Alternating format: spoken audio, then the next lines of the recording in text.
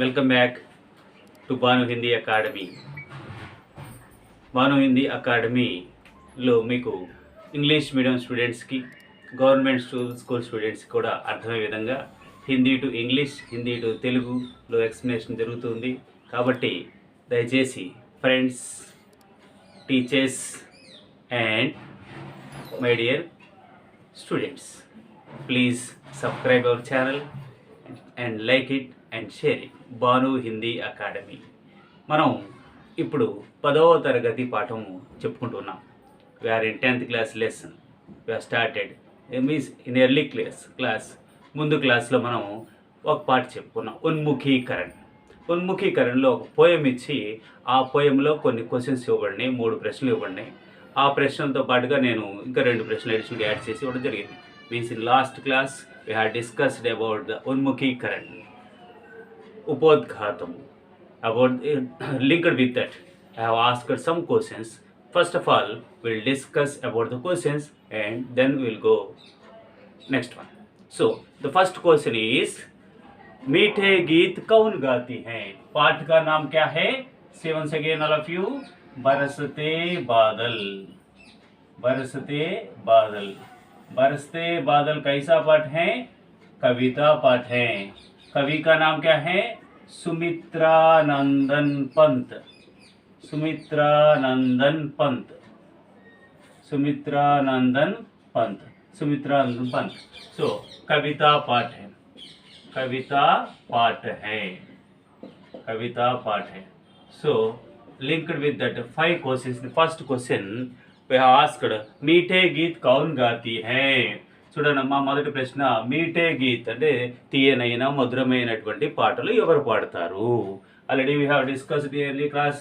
మీఠే గీత్ ఆన్సర్ చూడండి, मीठे गीत कौन गाती हैं? कौन के स्थान पर कोयल. आंसर कोयल गाती है. मीठे गीत कौन गाती है? कोयल गाती है. కొంచెం మీరు దీని మీద కాన్సన్ట్రేట్ చేయాలమ్మా. ఇక్కడ కోయల్ అనేటువంటిది దానికేమో కుక్కు అని మీనింగ్ వస్తుంది. అలా కాకుండా కోయలా అన్నారనుకోండి, కోయలా మీన్స్ కోల్, బొగ్గు. సో కోయల్ ప్లేస్లో కోయల్ అని రాస్తే బొగ్గు అని అర్థం వస్తుంది. కాబట్టి కొంచెం జాగ్రత్తగా మీరు ఆన్సర్ చేయాలి. సో मीठे गीत कौन गाती है? कोयल गाती है. सेकंड क्वेश्चन इज, प्यासी धरती पानी किससे मांगती है?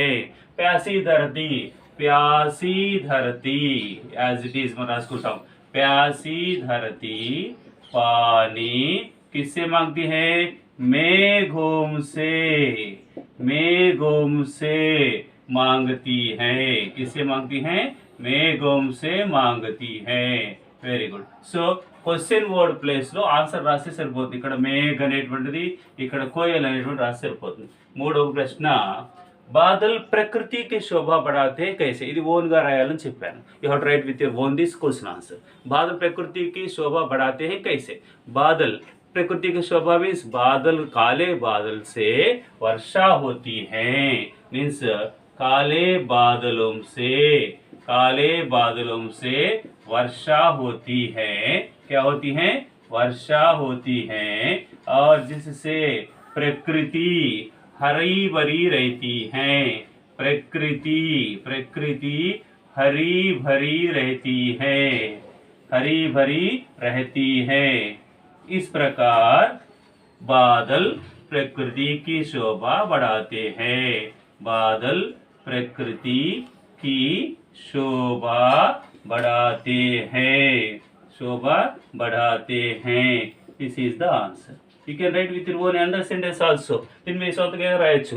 వర్షం వల్ల ప్రకృతిలో మేఘాల వలన వర్షం కురుస్తుంది. వర్షం వలన చెట్లు, చేమలు, గడ్డి అన్నీ బాగుంటాయి. Like this you can write. पशु पक्षी और मानव और घास, इस प्रकार अनेक विषयों के बारे में आनंदित होते हैं, जिससे प्रकृति की शोभा बढ़ती है. ఇలా మీరు రాసుకోవచ్చు, ఇవి ఇష్టం అనమాట. ఓకేనా? ఇది అదేవిధంగా నెక్స్ట్ క్వశ్చన్, నేను ఇచ్చినటువంటి వాటిలో నెక్స్ట్ క్వశ్చన్, बरसते बादल किस प्रकार का पाठ है అని ఇచ్చాడు. किस प्रकार का पाठ है? बरसते बादल कविता पाठ है. बरसते बादल कैसा पाठ है?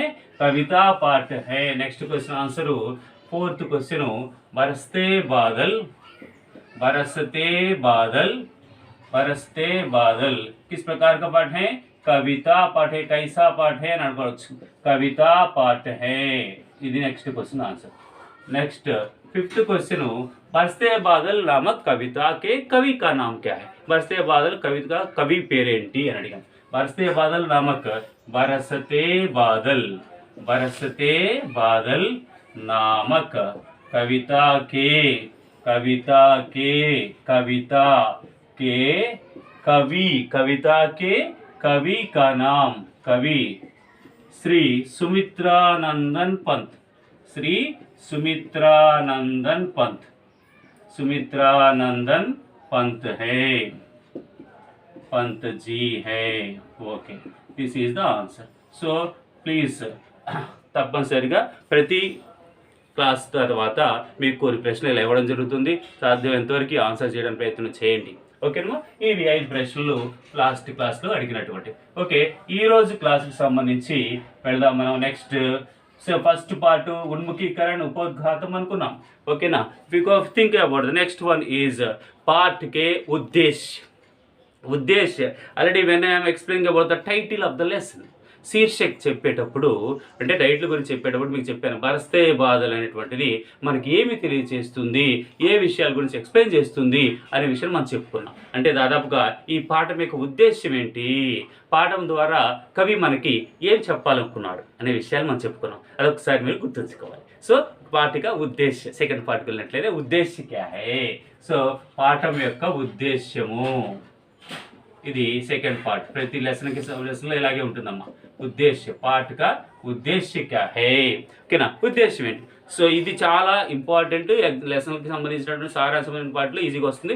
ముఖ్యంగా 4 పాయింట్స్ గురించి డిస్కస్ చేశాడు. ఉద్దేశం ఫస్ట్ వన్ ఏంటంటే, ప్రకృతి కే ప్రతి काव्य रचनाओं के प्रोत्साहन के साथ साथ सौंदर्य बोध कराना, मनोरंजन की भावना जगाना और प्रकृति संरक्षण के लिए प्रेरित करना इसका उद्देश्य है అని చెప్పాడు. ఈ ఉద్దేశం అంటే 4 రకాల పార్ట్స్. దాంట్లో ఫస్ట్ వన్ ఏంటంటే ప్రకృతి के प्रति काव्य रचनाओं के प्रोत्साहन करना. फर्स्ट वन प्रकृति के प्रति काव्य रचनाओं के बारे में, काव्य रचनाओं के बारे में, काव्य रचनाओं के बारे में प्रोत्साहन करना, प्रोत्साहन, प्रोत्साहन देना, प्रोत्साहन देना मीन्स काव्य रचनाओं के प्रति प्रोत्साहन देना. एंकर दैट मीन्स प्रकृति एडला about the nature. The poets who want to write about the writings and to write the books about that, about them, automatically we have to give Protsahan encouragement for them. అంటే ఎవరైతే ప్రకృతికి సంబంధించినటువంటి కావ్యాలు రచించాలనుకుంటున్నారో ఆ రచించేటువంటి వాళ్ళని మనం బాగా ఎంకరేజ్ చేయాలి.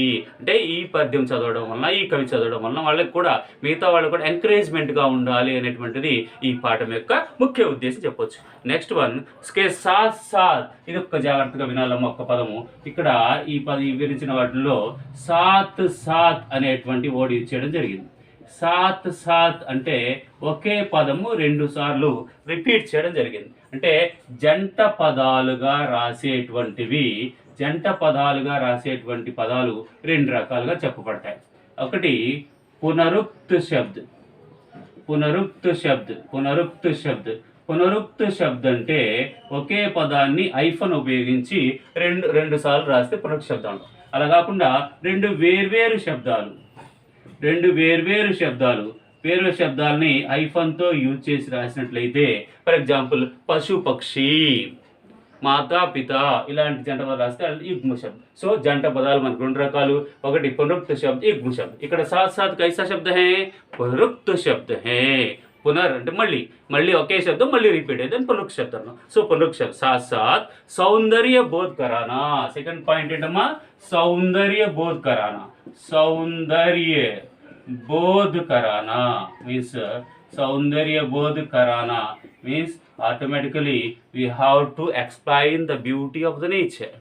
ఆటోమేటిక్గా సౌందర్యాన్ని అర్థమయ్యేలాగా వివరించడం, అంటే ప్రకృతి సౌందర్యం గురించి అందరికీ అర్థమయ్యేలాగా రాయడం అనేటువంటిది ఈ పాఠం యొక్క ముఖ్య ఉద్దేశంలో ఇంకోటి ఉంటుంది అని సెకండ్ పాఠం. నెక్స్ట్ మనోరంజన్కి భావన జగానా. థర్డ్ పార్ట్ ఏంటమ్మా అంటే మనోరంజన్, मनोरंजन, मनः प्लस रंजन अम्मा, मनोरंजन की भावना, मनोरंजन मीन्स एंटरटेनमेंट, मनोरंजन मीन्स एंटरटेनमेंट, मनोरंजन की भावना जगाना, we have to develop the, you have to improve the entertainment feeling. అంటే వాళ్ళలో కవిత చదివే వాళ్ళలో పాఠం చదివే వాళ్ళలో ఎంజాయ్మెంట్, ఎంటర్టైన్మెంట్ అనేటువంటి ఫీలింగ్ని పెంచాలి అనేటువంటిది ఈ పాఠం యొక్క ముఖ్య ఉద్దేశంలో ఒక పార్ట్గా చెప్పుకోవచ్చు. అదేవిధంగా నెక్స్ట్ జగానా और प्रकृति संरक्षण के लिए, प्रकृति संरक्षण में తెలుసు प्रकृति का संरक्षण करना हमारा कर्तव्य है, प्रकृति संरक्षण करना हमारा कर्तव्य है, प्रकृति संरक्षण के लिए प्रेरित करना इस पाठ का मुख्य उद्देश्य, इस पाठ का मुख्य उद्देश्य. సో ఓకే, ఒకసారి చెప్పండమ్మా. 4 రకాల భాగాలు, 4 రకాల 4 పాయింట్స్గా మనకి ఇక్కడ వివరించడం జరిగింది.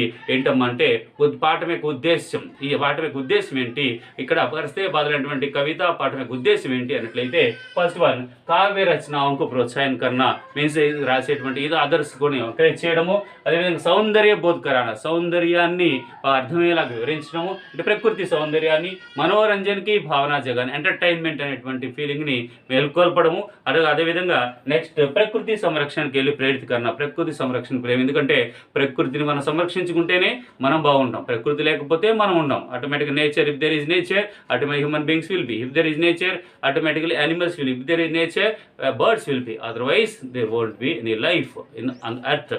కాబట్టి ప్రపంచం మొత్తం ప్రకృతి మీద డిపెండ్ ఉంటుంది. కాబట్టి మీ కర్తవ్యము, మన కర్తవ్యము. కాబట్టి ప్రకృతిని ఖచ్చితంగా సంరక్షించుకోవాలి, పొల్యూషన్ని మనం దూరం చేసుకోవాలి, నేచర్ని కాపాడుకోవాలనేటువంటిది ఈ పాఠం యొక్క ముఖ్య ఉద్దేశం. సో ఈ విధంగా 4 భాగాలు. ఒకసారి చూడండి. కావ్య రచనాओं, काव्य रचना के प्रति प्रोत्साहन करना, सौंदर्य बोध कराना, मनोरंजन की भावना जगाना, प्रकृति संरक्षण करना, ये 4 पार्ट्स इस पाठ का उद्देश्य माना जाता है. ఓకేనమ్మా. ఇది ఈ విధంగా ఉద్దేశం అనేటువంటిది మనకి ఉన్ముఖీకరణ ఫస్ట్ వన్ అయితే, ఉద్దేశం అనేటువంటిది రెండో పార్ట్గా చెప్పుకోవచ్చు. ఓకేనండి. సో साथ साथ कैसे शब्द हैं, पुनरुक्त शब्द हैं, माता पिता कैसे शब्द हैं, युग्म शब्द है, बरसते बादल कैसा पाठ है, कविता पाठ है. कवि का नाम क्या है, Sumitranandan Pant. Okay, next third part के వెళ్ళినట్లయితే దట్ ఈస్ विधा विशेष, विधा विशेष, विधा विशेष. विधा मीन्स विधा the style of the lesson. విధా అంటే స్టైల్ అని అర్థం అండి, పద్ధతి అని అర్థం. విధా విశేష the style of the lesson. ఈ పాఠం యొక్క స్టైల్ యొక్క స్పెషాలిటీ ఏంటి అంటే కవితా పాఠం అనుకున్నాం. ఈ కవితా పాఠం యొక్క ఇంపార్టెన్స్ ఏంటి, ఈ కవితా పాఠం ఏమేమి ఉన్నాయి అని చెప్పుకున్నట్లయితే ఇక్కడ మనకి బరస్తే బాదల్ కవితా పాఠే ఆర్ చూడండి, ఒకసారి బుక్ ఉంటే చూడండి, లేకపోతే వినండమ్మా. बरसते बादल कविता पाठ है. कविता भावनाओं को उदात्त बनाने के साथ साथ सौंदर्य बोध को भी सजाती संवारती है. प्रस्तुत कविता नाद के साथ गेय योग्य है. इसमें अनुप्रास का प्रयोग किया गया है. సో చూడండి ఒకసారి. బరస్తే బాదల్ కవితా పాఠ హై. కవిత మీకు తెలుసు, కవిత అంటే కవితా పాఠ హై. నెక్స్ట్ కవిత, ఈ ఎలాంటి కవిత అమ్మా, కవితా భావనాంకు ఉదాత్త బనానా. ఈ పాఠం యొక్క ఉద్దేశం అంటే కవితలో ఏ భావం అయితే ఉందో, what ever the feeling, what is the meaning of the poem ఏముందో అటువంటి ఉదాత్त बनाना, प्रिय बनाना, समर्थ बनाना. उदात्त అంటే बनाना और उसी तरह बनाने के साथ साथ क्या करना चाहिए, సౌందర్య బోధ్ को भी. ఆల్రెడీ మనకు వచ్చింది ముందులో సౌందర్య బోధ్, సౌందర్యాన్ని బోధించటము అనేటువంటిది. और उसके साथ साथ సజాతి సంవార్తి, సజానా టు అరేంజ్, టు డెకరేట్. సంవార్తి అంటే అది మీనింగ్ ప్రిపరేషన్, డెకరేట్ మీనింగ్ వస్తుంది. సజాతి సంవార్తి, ఇక్కడ 2 వేరు వేరు పదాలు. ఇలాంటి శబ్దాలు ఏమంటారని చెప్పుకున్నాం ఇందాక, युग्म शब्द सजाती संवारती. और प्रस्तुत कविता नाद के साथ, नाद मीन्स वेरी इंपॉर्टेंट अम्मा, नाद के साथ गेय योग्य है, గేయ యోగ్య హై. ఇక్కడ ఈ కవిత ఎలాంటిదమ్మా అంటే నాదము, ధ్వని మీన్స్ పాడేటప్పుడు వినడానికి బాగా ఉండేటువంటి వాటిని మంచి నాదము కలిగినటువంటి చెప్తాం. అదేవిధంగా గేయ యోగ్య హై, గానే కే లియే యోగ్య. గానే కే లియే మీన్స్ ఆటోమేటికలీ దిస్ కవిత you can sing, it can be automatic, పాడడానికి వీలున్నటువంటిది, పాడడానికి ఈజీగా వచ్చేటువంటిది, పాడుతూ ఉంటే మధురం అనిపించేటువంటిది, ఎంజాయ్ చేయగలిగేటువంటిది, ఇలాంటిదని గేయ యోగ్య అంటాం. ఏమంటామా, గేయ యోగ్య హై. ఇస్మే అనుప్రాస్ का सुंदर प्रयोग किया गया है. जागृतगा विनालम्मा. अनुप्रास, अनुप्रास यानी एक अलंकार का नाम है. अलंकार मीन्स ఆభూషణ్ అలంకారము అంటే ఆభూషణ్ ఆర్నమెంట్ అని మీనింగ్ వస్తుంది. అలంకారం అనే గ్రామర్లో ఒక పాఠమా. అలంకారాలు ముఖ్యంగా రెండు రకాలు, దాని గురించి మళ్ళీ మనం డిస్కస్ చేద్దాం టాపిక్లో. ముఖ్యంగా రెండు రకాలు, శబ్దాలంకార, అర్థాలంకార. శబ్దాలంకారాల్లో ఈ అనుప్రాస అలంకారం అనేది ఒకటి. अनुप्रास अलंकार मीन्स शब्दालंकारों में अनुप्रास अलंकार. अनुप्रास का अर्थ होता है, अनु मीन्स फॉलो, मीन्स वाक्य में या कविता में एक ही वर्ण ఒక అక్షరము, एक ही शब्द ఒకే శబ్దము బార్ బార్ ఆవృత్తి हो, ఒకే శబ్దము కానీ ఒకే అక్షరము కానీ మళ్ళీ మళ్ళీ రిపీట్ అవుతూ ఆ కవితలో మాధుర్యాన్ని, ఆ పాటలో ఉన్నటువంటి ఎంజాయ్మెంట్ని పెంచుతున్నట్లయితే దాన్ని మనం అనుప్రాస్ అలంకార్ అంటాం. ఏమంటామా? అనుప్రాస్ अलंकार. సో ఇక్కడ అనుప్రాస్ का प्रयोग किया गया है చెప్పొచ్చు. సో మనకి విधा विशेषలో మనకి క్లియర్గా ఏం చెప్పొచ్చు అంటే, क्लियर बरसते बादल कविता पाठ है और कविता भावनाओं को उदात्त बनाने के साथ साथ सौंदर्य बोध को भी सजाती संवारने, डेकोरेट, अरेंजमेंट. ओके, प्रस्तुत कविता, ये कविता नाद के साथ गेय योग्य है. इस कविता में किसका प्रयोग किया गया है? अनुप्रास अलंकार का प्रयोग किया गया है.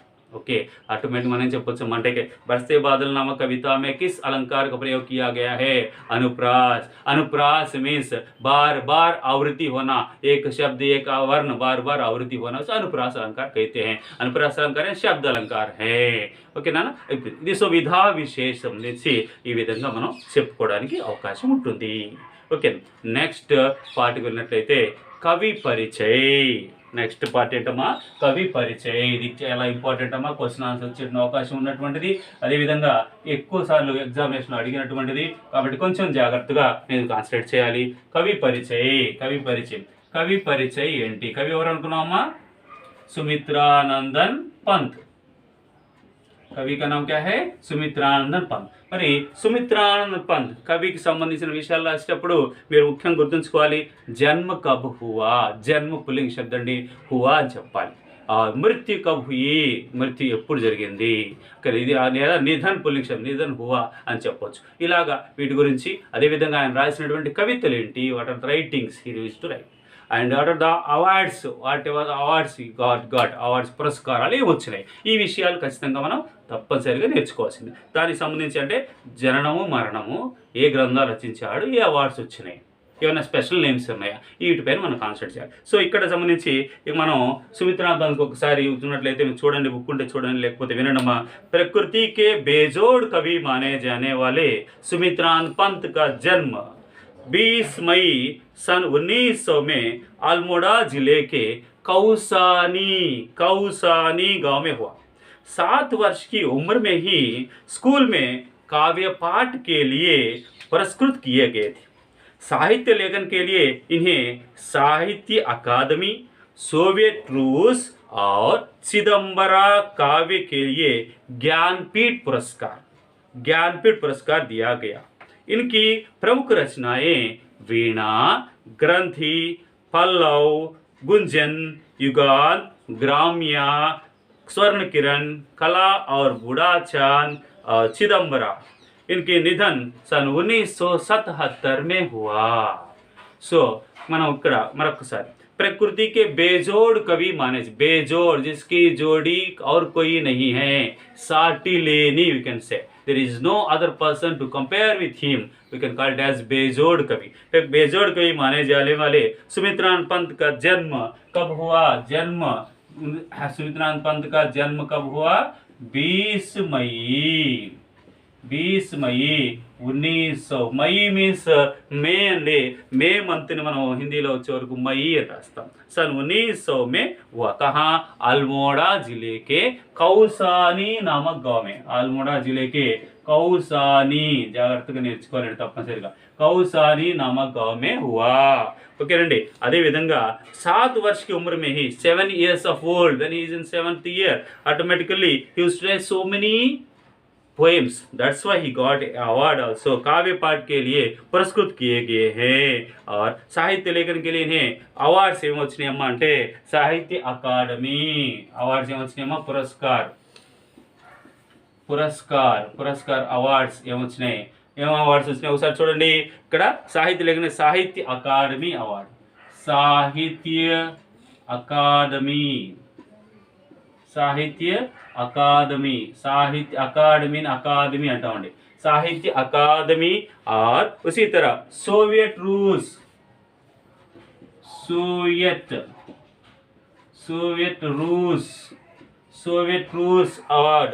अदे विधंगा नेक्स्ट ఏమొస్తుందమ్మా, నెక్స్ట్ చిదంబర కావ్య के लिए ज्ञानपीठ पुरस्कार, ज्ञानपीठ అంటే జ్ఞానం కాదండి, ज्ञानपीठ पुरस्कार అని చెప్పాలి, ఓకేనా, ज्ञानपीठ पुरस्कार।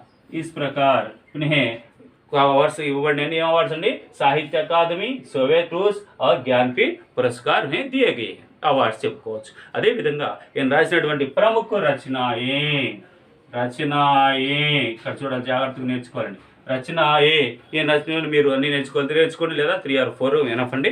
దానిలో ఈజీగా వీణా గ్రంథి, వీణా గ్రంథి ఈజీగా ఉండేటువంటి స్పెల్లింగ్ మిస్టేక్ రావడానికి అవకాశం లేనివి రాయొచ్చు। వీణా గ్రంథి, పల్లవ్, గ్రామ్య, స్వర్ణ కిరణ్, యుగాంత్, గుంజన్, గుంజన్, చిదంబర, ఇవి 4 or 5 మీరు నేర్చుకోవచ్చు, మీ ఇష్టం, అన్ని నేర్చుకోవచ్చు, ఇవి నేర్చుకోవచ్చు ఈ విధంగా। और उनकी मृत्यु कब हुई या निधन हुआ, निधन అనే వర్డ్ యూజ్ చేసి మీరు కూడా నిధన్ అనుకోండి, निधन कब हुआ 1977 में, 1977 సో మనకు జాగ్రత్తగా మీరు గుర్తుంచుకోండి, నోటికి వచ్చేసేయాలి, ఇప్పుడే క్లాస్ అయిపోయిన వెంటనే వచ్చేసేయాలి। సో बरसते बादल कैसा पाठ है, कविता पाठ है। कवि का नाम क्या है, सुमित्रानंदन पंत। सुमित्रानंद पंत का जन्म कब हुआ, 20 मई 1900 में, कहाँ, अल्मोड़ा के कौसानी नामक गांव में। और उनको पुरस्कार कौन से पुरस्कार दिए गए हैं, साहित्य अकादमी, साहित्य अकादमी, साहित्य अकादमी पुरस्कार, और सोवियत रूस साहित्य अकादमी, और सोवियत रूस, सोवियत रूस, सोवियत सोवियत रूस, सोवियत रूस और ज्ञानपीठ पुरस्कार दिए गए। और इनकी प्रमुख रचनाएं क्या क्या, वीणा ग्रंथि, युगान, पल्लव, ग्राम्य, स्वर्ण किरण, कला और बुढ़ा चंद और चिदंबरा। निधन कब हुआ 1977 में। సో ఇది చాలా ఇంపార్టెంట్ క్వశ్చన్ అండి, తప్పనిసరి అంటే మనం ఏం చెప్పొచ్చు అంటే సుమిత్రానంద్ పంత్ యొక్క జన్మ ఎప్పుడు జరిగిందంటే 20 మే 1900లో, అదేవిధంగా ఆల్మోడా కౌసాని గ్రామంలో, అదేవిధంగా ఆయనకి వచ్చిన అవార్డ్స్ ఏంటో మన సాహిత్య అకాదమీ పురస్కార్, సోవియత్ రూస్ పురస్కార్, జ్ఞానపీఠ్ పురస్కార్ వచ్చినాయి। అదేవిధంగా ఆయన రాసిన ప్రముఖ రచనలు ఏంటమ్మా అంటే వీణా గ్రంథి, పల్లవ్, గ్రామ్య, లోకాయతన్, इसे स्वर्ण किरण, कला और बुढ़ा चंद, चिदंबरा। అదేవిధంగా మనకి మృత్యు అప్పుడు మరణించడం జరిగింది అంటే 1977। ఇవి ఖచ్చితంగా మీరు నేర్చుకోవాలి, చాలా ఇంపార్టెంట్ క్వశ్చన్। అదేవిధంగా సారాంశం అడిగినప్పుడు కూడా ఇక ఈ క్వశ్చన్ మనం రాయాల్సి ఉంటుంది, కాబట్టి వీటిపైన మనం ఖచ్చితంగా కాన్సన్ట్రేట్ చేయవలసి ఉంటుంది, ఓకేనా। సో కాబట్టి ఇవి గుర్తుంచుకోండి, మీ ఫ్రెండ్స్కి షేర్ చేయండి, చాలా ఈజీ ప్రాసెస్లో ఇంగ్లీష్ మీడియం, తెలుగు మీడియం వాళ్ళకి కూడా అర్థమయ్యే విధంగా, ఇంక్లూడింగ్ అంటే గవర్నమెంట్ స్టూడెంట్స్, స్కూల్ స్టూడెంట్స్కి, ప్రైవేట్ స్కూల్ స్టూడెంట్స్కి ఈజీగా అర్థమయ్యే విధంగా ఇక్కడ బోధించడం జరుగుతుంది। ప్రతి వీడియోని చూడండి, చూసిన తర్వాత అడుగు లైక్ చేయండి, మీ ఫ్రెండ్స్కి షేర్ చేయండి, సో ఈ ఛానల్ని సబ్స్క్రైబ్ చేసుకోండి, భాను హిందీ అకాడమీ ఛానల్ని సబ్స్క్రైబ్ చేసుకోండి, మాకు సపోర్ట్ చేయండి, ఓకేనా।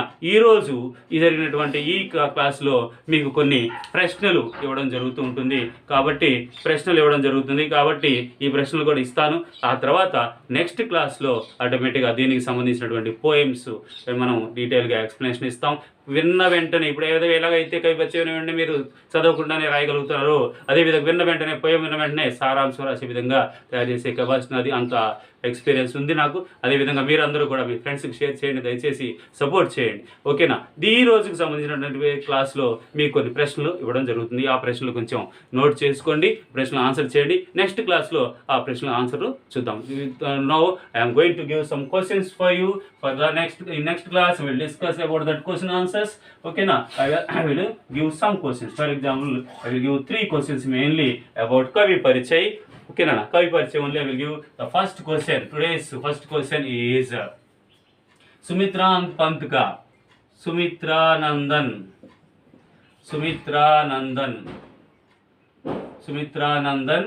Pant का जन्म कब हुआ? This is first question. And second, Sumitranand Pant की मृत्यु कब हुई? सुमित्रानंदन पंत की मृत्यु कब हुई? कब हुई? थर्ड वन, सुमित्रानंदन पंत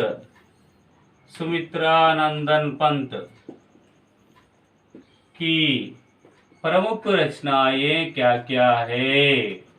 प्रमुख रचनाएं क्या क्या है?